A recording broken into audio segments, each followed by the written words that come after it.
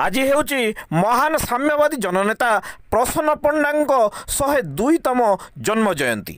ଏହି ଅବସରରେ ପ୍ରସନ୍ନ ପଣ୍ଡା ସ୍ମୃତି କମିଟି ତରଫରୁ ଝାରସୁଗୁଡ଼ା ବିଟିଏମ୍ ବାଇପାସ୍ ଛକ ସ୍ଥିତ ପ୍ରସନ୍ନ ପଣ୍ଡାଙ୍କ ପ୍ରତିମୂର୍ତ୍ତିରେ ମାଲ୍ୟାର୍ପଣ ଏବଂ ଏକ ସଭାର ଆୟୋଜନ କରାଯାଇଥିଲା।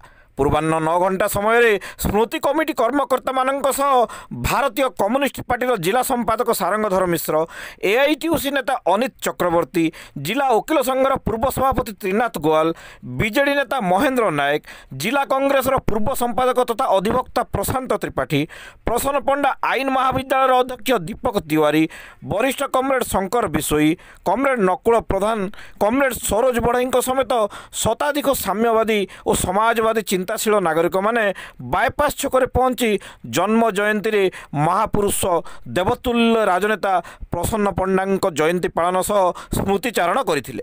ଆଜି ସନ୍ଧ୍ୟାରେ ମଧ୍ୟ ଜିଲ୍ଲା ସଂସ୍କୃତି ଭବନଠାରେ ସ୍ମୃତି କମିଟି ତରଫରୁ ଜୟନ୍ତୀ ସମାରୋହ ପାଳନ କରାଯିବାର କାର୍ଯ୍ୟକ୍ରମ ରହିଛି।